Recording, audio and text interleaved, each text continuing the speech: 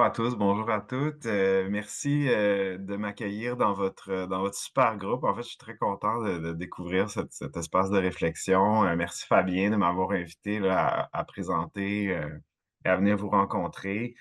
Oui, j'avais pensé faire une présentation qui recouperait un peu certains aspects de la temporalité également, mais je vais peut-être toucher à ce sujet-là là, de façon complémentaire, mais je veux vraiment me concentrer sur peut-être des dynamiques économiques dans un premier temps, pour ensuite peut-être proposer quelques pistes de réflexion par rapport à la fonction économique du faux, si on veut, à la fonction économique de ce que Simonet nous a présenté, un peu comme la Deception. J'ai beaucoup aimé ta présentation, Simonet, d'ailleurs. Je prenais des notes, là, et puis je trouvais ça vraiment très intéressant. Euh, Peut-être simplement pour débuter, vous présenter un peu l'approche que j'ai développée sur les questions d'IA et de technologie algorithmique avec mon collègue Jonathan Durand-Folco, donc le livre que Fabien mentionnait qui est paru l'an dernier, qu'en fait on est en train de retravailler pour une traduction en anglais qui apparaît l'année prochaine. Donc on est en train de faire une révision là, assez importante. Là. Comme vous savez, la littérature scientifique dans ce domaine-là évolue très, très rapidement. Donc, pour essayer d'avoir un ouvrage un peu plus à jour, on s'est replongé beaucoup dans plusieurs aspects du projet de recherche. Et notre hypothèse de départ, si on veut, c'est que le déferlement technologique contemporain, la montée de l'intelligence artificielle, la montée des technologies algorithmiques et leur présence grandissante dans plusieurs aspects de la vie sociale, de la vie, des relations interpersonnelles également, et du monde économique. Pour nous, c'est impossible de comprendre cette montée-là, ce déferlement-là, sans examiner également les développements et les changements, les mutations dans le système capitaliste contemporain. Et inversement, on a l'impression qu'on ne peut pas vraiment comprendre le fonctionnement du capitalisme contemporain aujourd'hui sans comprendre l'impact des technologies algorithmiques et de l'IA, leur impact économique et social également. Donc, c'est une espèce de point de départ, si on veut, de tenter de formuler une théorie critique de l'IA qui est inspirée par l'économie politique critique et hétérodoxe, mais également de formuler une théorie critique du capitalisme contemporain, donc pour voir les imbrications entre ces deux phénomènes. Et on arrive à une conclusion qui est un peu une provocation également pour susciter des discussions, susciter des débats, qui est celle que nous sommes entrés, en fait, dans une nouvelle phase du système capitaliste, une nouvelle phase historique, si on veut, du système capitaliste, et je vais vous épargner l'histoire du capitalisme et de ses différents stades, de simplement mentionner quelques éléments de transition, si on veut, pour ensuite me concentrer davantage sur la question de l'économie des données. Le capitalisme, de notre point de vue, et on s'inspire de plusieurs auteurs et autrices critiques en économie politique, en fait, et le capitalisme, de notre point de vue, est un système historiquement qui combine sur le plan économique des formes d'exploitation du travail humain. Et là, vous allez tout de suite penser, j'imagine, aux théories classiques marxistes, par exemple, qui parlent d'exploitation du travail. Là. Donc, dans cette tradition-là, si on veut, il y a le concept d'exploitation qui est très important, mais il y a un autre aspect aussi, un autre concept important dans cette théorie critique du capitalisme, qui est celui d'extraction. Et ça, c'est un concept qu'on trouve chez Marx également par ailleurs, mais qui a été beaucoup plus développé dans les années récentes par des auteurs comme Nancy Fraser, comme David Harvey, par exemple. Et le capitalisme, dans toutes ces différentes phases dont je vous épargne là, la déclinaison, mais dans toutes ces différentes phases, on voit qu'il y a une imbrication, une interaction complexe entre des mécanismes d'exploitation du travail et des mécanismes d'extraction de ressources, d'extraction euh, d'actifs, de nouveaux actifs financiers. En fait, l'extraction, c'est de marchandiser des actifs, en fait, de les intégrer dans les circuits d'accumulation du capital.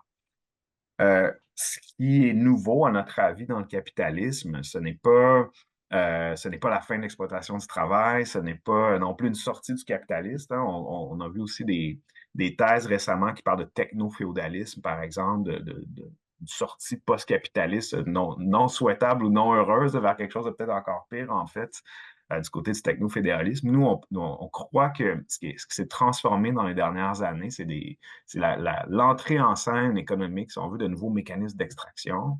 et nommément de l'extraction des données.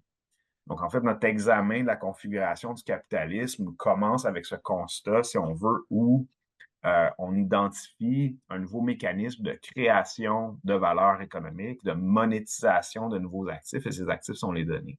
C'est une transformation qui débute au début des années 2000 avec l'entreprise Google. On s'inspire beaucoup des travaux de Shoshana Zuboff sur ce point-là en particulier, même s'il y a beaucoup d'angles morts chez Zuboff, à notre avis.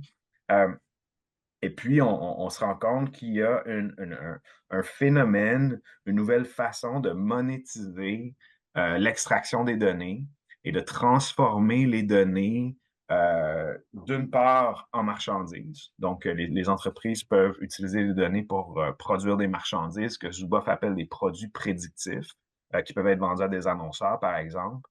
Les données peuvent être des marchandises tout court aussi. Là. Il y a des marchés des données, du courtage en données, le data brokers, comme on appelle. Donc, les données acquièrent une valeur économique sur les marchés en tant que marchandises ou en tant que composantes qui peuvent présider à la production de produits et de services qui sont ensuite vendus à des clients. Donc, les données peuvent être des marchandises. Les données peuvent également former du capital maintenant et devenir ce qu'on appelle en théorie critique un capital constant ou un capital fixe, en fait.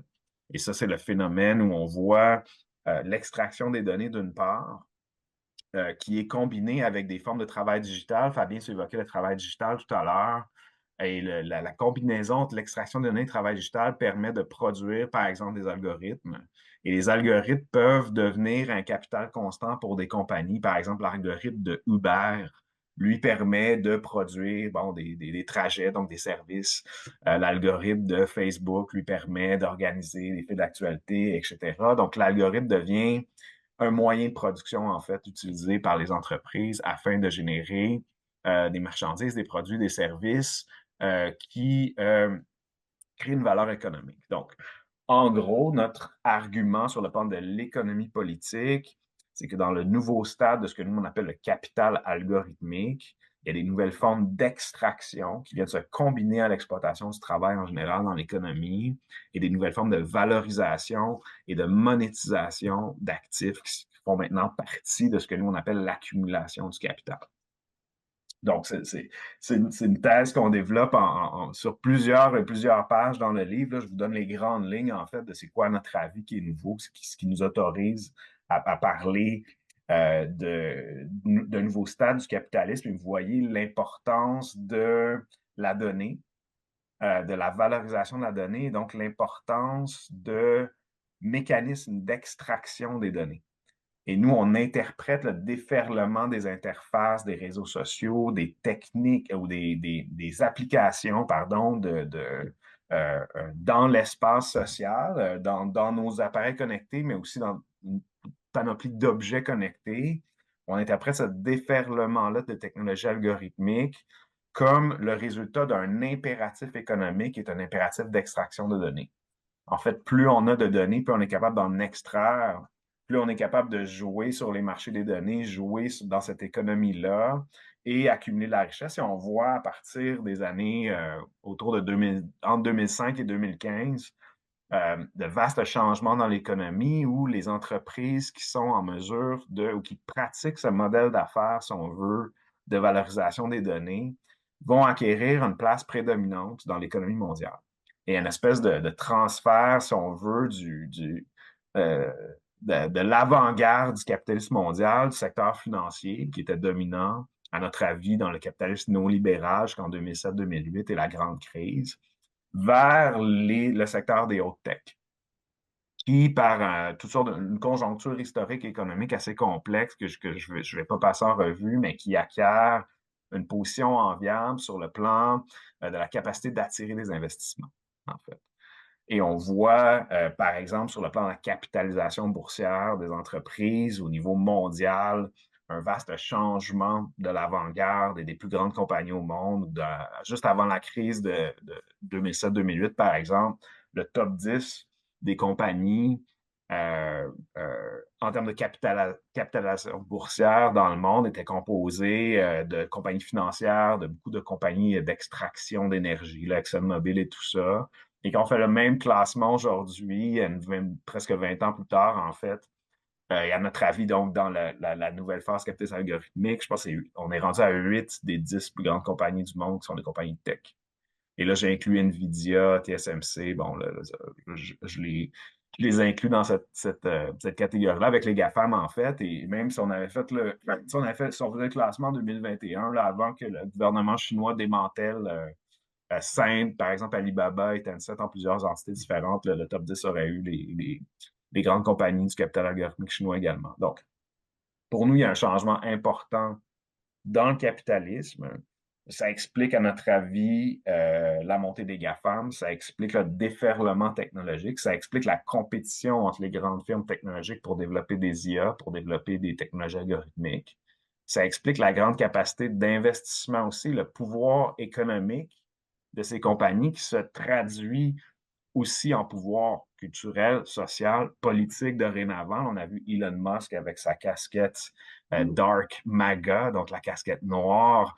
Il y a toutes sortes de choses à dire là-dessus, là, mais juste pour évoquer en fait la grande influence politique, qui était déjà le cas avant les élections américaines récentes, mais qui, à notre avis, risque de prendre une nouvelle forme dans la nouvelle administration.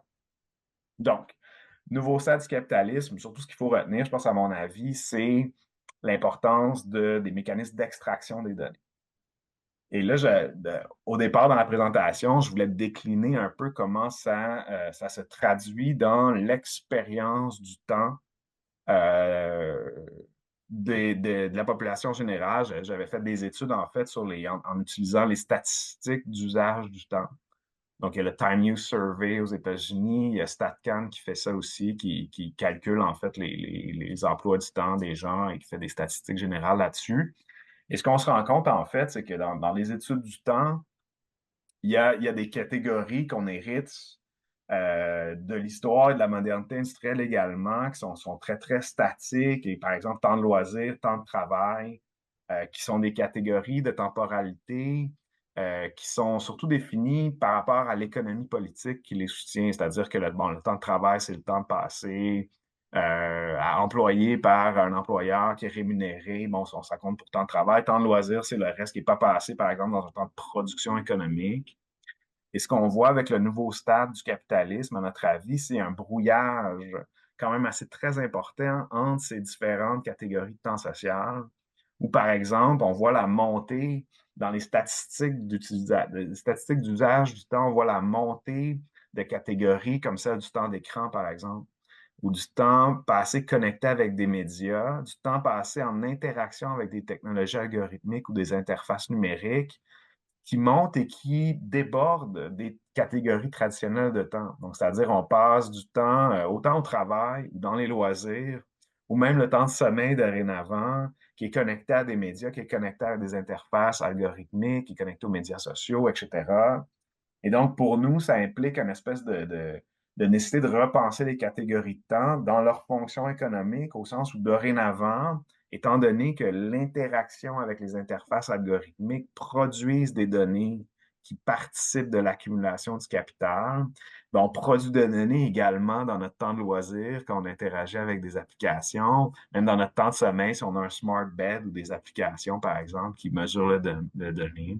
Et voilà, là, Mathieu, tu le dis, là, le sommeil comme dernier terrain capitaliste, ben c'est ça. Il y a les smart beds maintenant, il y a des startups d'IA qui travaillent sur des implants neuronaux là, pour garder ton cerveau semi-éveillé quand on est endormi, pour pouvoir continuer à coder, là, des choses comme ça. Donc, il y a toutes sortes de trucs sur la colonisation du temps de sommeil également. Mais bon, le point général, c'est que le temps de l'expérience humaine, à l'époque de la connexion, de l'hyperconnexion, devient un temps qui est fondamentalement productif économiquement, au-delà du temps de travail rémunéré. Donc, il y a une production de valeur, une participation à la production de valeur par l'extraction des données qui déborde du temps de travail. Et nous, on questionne en fait je pense que les catégories sont encore pertinentes, mais je pense qu'il faut repenser aussi l'économie politique qui les sous-tend. Et ça, notre avis, je pense, de mon côté, le temps de loisir a longtemps été un temps de consommation. Ça, c'est pas nouveau. Donc, il y a une fonction économique là, de production de la demande, en fait. Mais du côté de la production de valeur économique dans les temps de loisirs, des temps qui ne sont pas rémunérés, là, il y a quelque chose qui se met à clocher un peu dans l'appareil conceptuel et théorique critique, si on veut, qui qui étudie le rapport entre le temps et la valeur. Euh, donc, je parlais des GAFAM tout à l'heure, je parlais euh, de compagnies qui sont en mesure d'accumuler euh, des données, d'accumuler des algorithmes, de développer des technologies d'intelligence artificielle. Et je voudrais mentionner également que cette économie des données-là, donc cet impératif d'extraction, si on veut, déborde largement du secteur des hautes tech. C'est-à-dire que le secteur financier, par exemple, dorénavant, il y a une grande consolidation là, après la crise financière, le secteur financier. On a trois grands gestionnaires d'actifs financiers maintenant au monde. C'est le fameux Big Three, le BlackRock, Vanguard.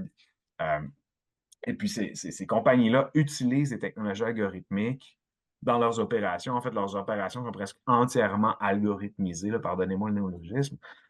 Même chose dans le secteur agricole. Le secteur agricole est de plus en plus un secteur qui cherche à accumuler, à extraire des données des procédures agricoles de façon à automatiser l'agriculture, par exemple, de façon à générer des données pour ensuite les revendre sur des marchés, développer des logiciels d'IA qui vont servir également dans le secteur agricole.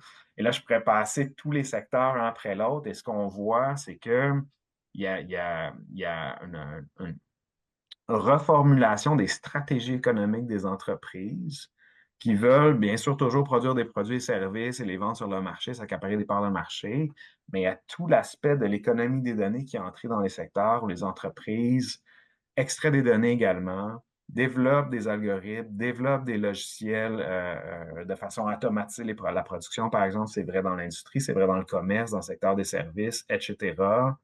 Et j'avais même mis quelques étudiants, des assistants de recherche au centre que je dirais la Concordia, à essayer de trouver des secteurs là, dans l'économie mondiale qui ont pas adopté l'économie des données ou ces impératifs d'extraction-là dans leur stratégie d'entreprise. On a beaucoup de difficultés à en trouver, en fait. Donc, c'est vraiment un phénomène ou un mode de valorisation qui s'est répandu bien au-delà du secteur technologique et qui maintenant fait partie du jeu d'accumulation du capital en général dans l'économie mondiale.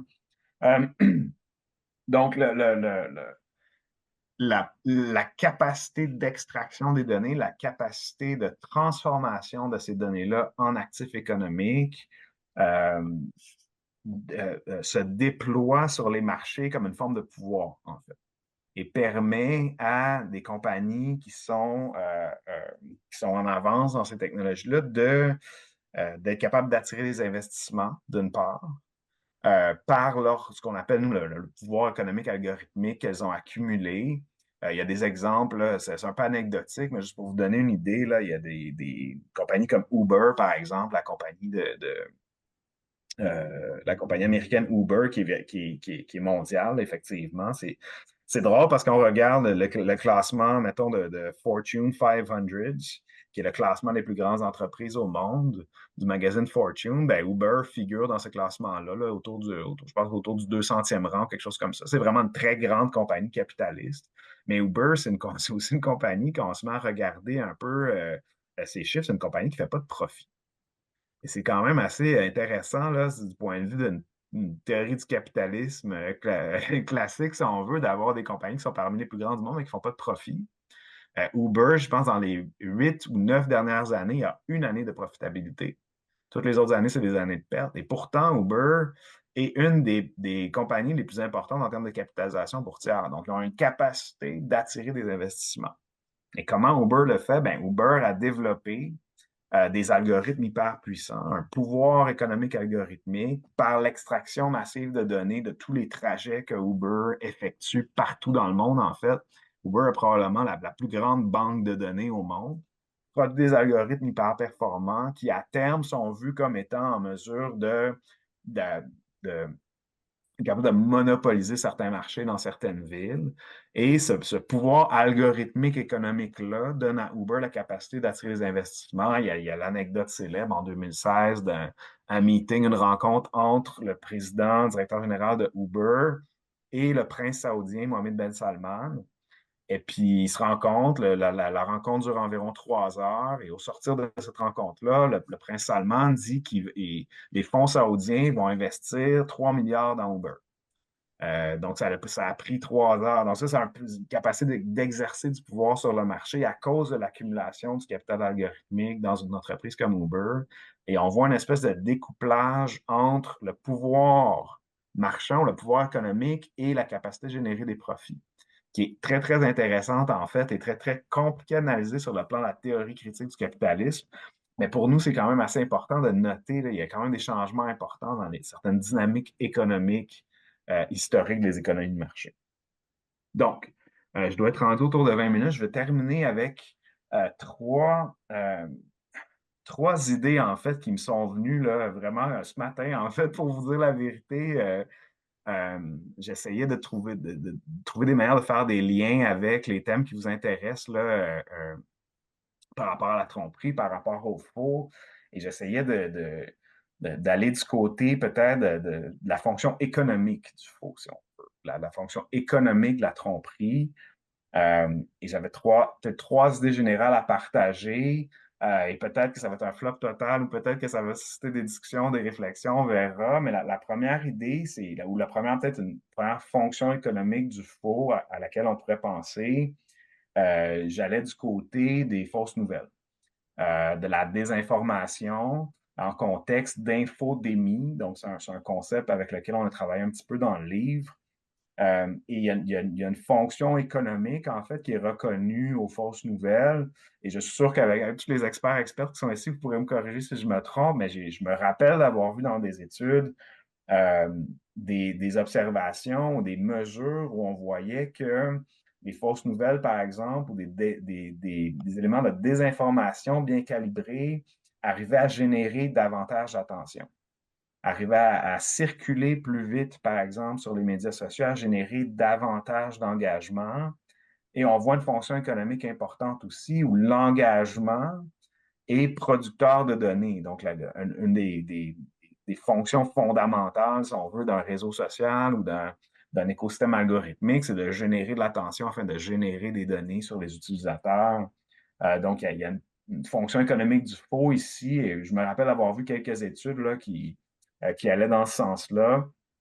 Je ne suis pas au courant des derniers développements sur ce champ-là. Peut-être que vous êtes plus que moi, vous pourrez me amender là, ce que je suis en train de dire, mais je pense qu'il y a quelque chose d'intéressant à aller voir ici sur la valeur du faux dans la génération d'attention, dans la génération de données, si on veut. Euh, une deuxième idée, euh, c'est l'idée, et je veux revenir à ce que je disais tout à l'heure sur la capacité des grandes entreprises technologiques, les GAFAM, mais aussi tout l'écosystème des startups, là, et des licornes et des développeurs de programmes d'intelligence artificielle, leur capacité d'attirer des investissements. Et ça, c'est un phénomène quand même assez très important. On a vu une grande croissance du phénomène du venture capitalism, donc le,